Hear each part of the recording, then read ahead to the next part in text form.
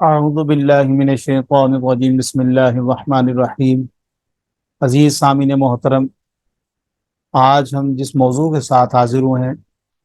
اس کا نام ہے عفو درگزر۔ قرآن پاک میں اللہ و تبارک تعالیٰ نے شاہ فرمایا سورۃ الانبیاء میں، وَنَبْلُوكُمْ بِالشَّرِّ وَالْخَيْرِ فِتْنَةً،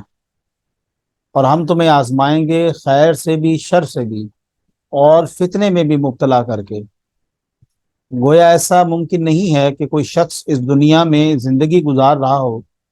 اور وہ کسی خوف میں مبتلا نہ ہو، یہ ممکن نہیں۔ اور ہم یہ بھی جانتے ہیں کہ ہمیں بسا اوقات بہت بڑی بڑی پریشانی آ جاتی ہیں،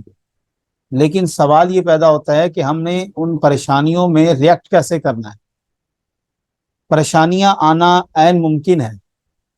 کوئی بھی شخص ایسا نہیں ہے، وہ چاہے امیر ہے چاہے وہ غریب ہے، کہ وہ کسی نہ کسی پریشانی میں مبتلا نہ ہو۔ یہاں پر اگر آپ کسی لاکھوں یا کروڑوں پتی شخص کی بات کرتے ہیں، آپ اس سے جا کے پوچھیں، وہ خود ایک اپنی ذاتی پریشانی میں مبتلا ہے، اس کے مسائل اور اس کی تکلیف لاکھوں اور اربوں میں۔ اسی طرح ایک آپ متوسط شخص سے پوچھیں کہ کیا زندگی صحیح بسر ہو رہی ہے، تو وہ بھی اپنی زندگی کے مسائل آپ کو بتائے گا کہ میں بہت پریشان ہوں۔ یہاں تک کہ آپ کسی غریب شخص سے بھی پوچھیں تو غریب شخص تو اس بات کو کہنے پہ حق بجانب ہے، لیکن انسان کی فطرت یہ ہے کہ وہ کسی نہ کسی حالات میں بھی اپنے آپ کو خوش نہیں دیکھنا چاہتا۔ وہ یہی چاہتا ہے کہ میں کسی نہ کسی مصیبت میں جو مبتلا ہوں وہ کسی فلاں کی وجہ سے ہوں، میرے سے فلاں نے یہ کر دیا تھا تو اس وجہ سے میں یہاں پر آیا ہوں۔ سامعین محترم، سب سے بڑی اور مشکل بات یہ ہے کہ انسان پر آفت کا آ جانا یا امتحان کا آ جانا یہ بڑی بات نہیں ہے، اس کے اوپر اس کو ریئیکٹ کیا کرنا چاہیے یہ ضروری ہے۔ اور یہ جو تنگی اور تکلیف آتی ہے، بسا اوقات ایسا بھی ہوتا ہے کہ کسی چیز کو ہم بہت زیادہ پسند کر رہے ہوتے ہیں، لیکن اللہ تعالیٰ کے ہاں وہ ہمارے لیے بہتر نہیں ہوتی۔ قرآن پاک میں اللہ و تبارک تعالیٰ نے ارشاد فرمایا، وَعَسَىٰ أَن تَكْرَهُوا شَيْئًا وَهُوَ خَيْرٌ لَكُمْ، اور کبھی ایسا بھی ہو جاتا ہے کہ کسی چیز سے تم کراہت کر رہے ہوتے، وہ تمہیں ناپسند ہوتی ہے، وہ تم پر ناگوار گزر رہی ہوتی ہے، لیکن اس میں تمہارے لیے سراسر خیر ہوتی ہے۔ اور کبھی کبھی اس کے برعکس ہوتا ہے کہ وَعَسَىٰ أَن تُحِبُّوا، آپ تم کسی شے کو محبت کر رہے ہوتے ہو، شَيْئًا وَهُوَ شَرٌ لَكُمْ، لیکن اس میں تمہارے لیے شر ہوتا ہے،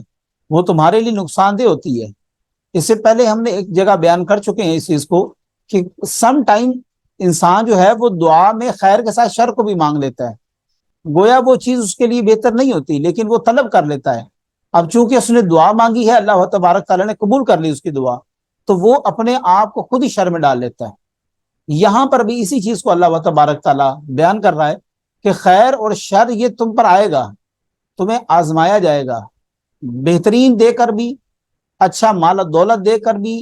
ایک لائف سٹائل اچھا دے کر بھی، لیکن تمہیں یہ سب چیزیں لے کر بھی واپس آزمایا جائے گا۔ گویا غربت پھیلا دی جائے گی، مفلسی کر دی جائے گی، پھر دیکھا جائے گا کہ تم اس بارگاہ خدا بندی میں اس دن میں جو سجدہ کرتے ہو اس کے اندر کتنی تقویت ہے۔ اور اس کو 29 پارے میں اللہ تبارک تعالیٰ نے اس طرح ارشاد فرمایا، الذی خلق الموت والحیات لیبلوکم ایکم احسن عملا، کہ یہ جو زندگی موت اور حیات ہم نے جو پیدا کی ہے یہ بے مقصد نہیں ہے،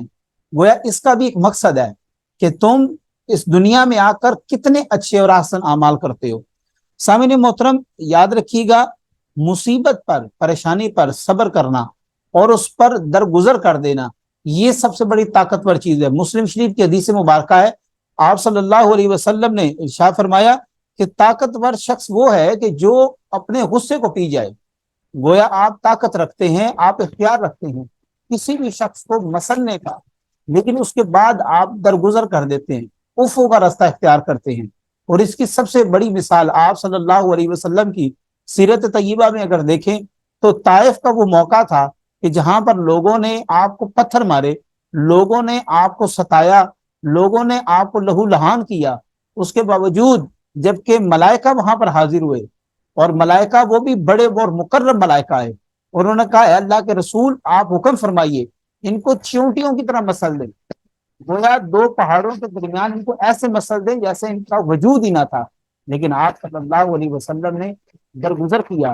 اور میں نے حالیہ اس کے اوپر ریسرچ کی ہے، اس طائف کے اندر آج آپ جا کر دیکھیں، الحمدللہ ایک بھی وہاں پر نان مسلم نہیں ہے، تمام کے تمام لوگ وہاں پر مسلمان آباد ہیں۔ وہ آپ صلی اللہ علیہ وسلم کی جو پیشن گوئی تھی یا آپ کی دعا جو تھی وہ طائف کے حق میں قبول کی گئی، اور اس طرح اللہ تبارک تعالیٰ نے تمام طائف والوں کو، اہل طائف کو اللہ تبارک تعالیٰ نے ایمان کی دولت سے آزمایا۔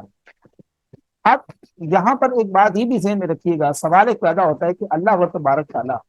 اگر ہم سے اتنا پیار کرتا ہے تو آخرکار پھر ہمیں امتحان میں کیوں مبتلا کرتا ہے؟ تو یاد رکھیے گا کہ امتحان کے بغیر کبھی بھی آپ نہیں آزما سکتے کہ یہ شخص جو ہے وہ مجھ سے محبت نہیں کرتا یا نہیں کرتا۔ اگرچہ اللہ تبارک تعالیٰ ہمارے دلوں کے رازوں سے بھی واقف ہے، لیکن یہ ضروری ہے کہ اپنے پیارے کو ایک کسوٹی سے گزارا جائے، امتحان کی کسوٹی سے گزارا جائے، تاکہ یہ معلوم ہو جائے کہ اس کی محبت میں ایک اور مزید جذبہ پیدا ہو۔ میں یہاں پہ عرض کرتا چلوں، ایک دنیاوی معاملہ آپ دیکھیں کہ اگر کسی شخص سے ہم خوف کھاتے ہیں تو ہم اس سے دور ہٹنا شروع کر دیتے ہیں، لیکن اللہ و تبارک تعالیٰ کی ذات مقدسہ میں دیکھیں کس قدر خوبصورتی ہے اور کس قدر لطافت ہے کہ جتنا اس کا خوف دل میں آتا جاتا ہے ہمیں محبت بھی زیادہ ہوتی جاتی ہے، گویا ہم مزید اللہ کے قریب ہوتے جاتے ہیں۔ سامعین محترم، اللہ تبارک تعالیٰ نے ارشاد فرمایا والقاظمین الغیظ والعافین عن الناس، اور اپنے غصے کو ضبط کرو اور لوگوں کو معاف کر دو۔ گویا آپ پر ظلم ہو گیا، زیادتی ہوگی، اس پر آپ نے معاف کر دیا، یہ سب سے بڑا درس ہے۔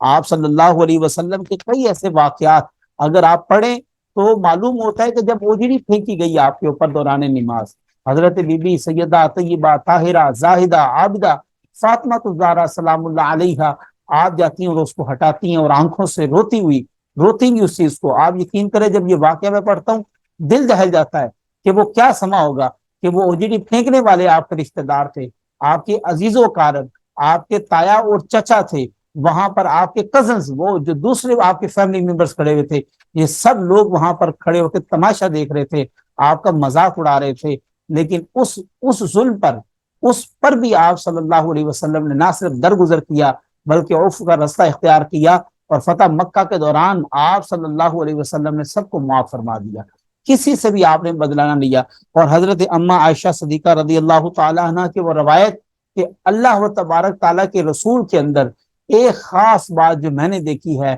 آپ کی طبیعت میں بدلہ انتقام لینا نہیں تھا، گویا آپ نے کبھی بھی کسی بھی شے پہ انتقام نہ لیا۔ سامعین محترم، حباب بن الف اسود کہ جس نے حضرت زینب کو زخمی کیا تھا، آپ صلی اللہ علیہ وسلم نے اسے بھی معاف فرما دیا، اور اس بدو کو، اس شخص کو بھی معاف کیا کہ جس نے آپ کی گردن سے وہ پٹکا کھینچا اور جس کی وجہ سے آپ کی وہ زخمی ہو گئی، گردن سب لال سرخ ہو گئی، جس پر صحابہ کرام نے اٹھ کر اس کو دھکم پیل بھی کیا، لیکن آپ صلی اللہ علیہ وسلم نے منع فرمایا۔ آپ نے فرمایا نہیں، کہنے دو اس کو جو کہتا ہے۔ اس نے کہا محمد یہ جو مال پڑا ہے نہ وہ عبداللہ کا ہے نہ وہ عبد المطلب کا ہے، یہ مال ہمارا ہے، اٹھ اور میرے دونوں اونٹوں کو بھر۔ روایات میں آتا ہے کہ آپ صلی اللہ علیہ وسلم نے حکم دیا کہ اس کے اونٹوں کو بھر دیا جائے، اتنا بھرا کہ صحابہ کہتے ہیں اس کے اونٹوں سے سامان نیچے گرنے لگ پڑا۔ سامعین محترم، اف اور درگزر کا رستہ یاد رکھیے گا، اگر اللہ نے ہمیں طاقت دی ہے،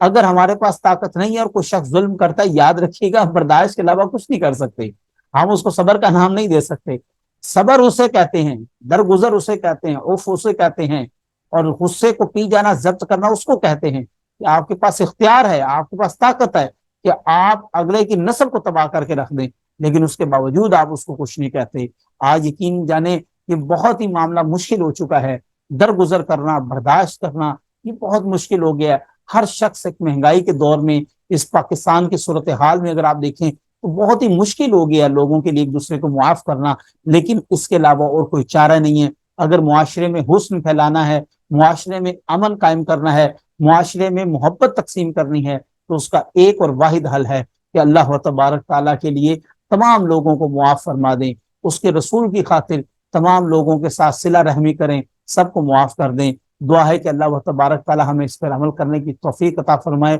اپنی دعا میں یاد رکھیے گا۔ جزاک اللہ۔ اللہ حافظ۔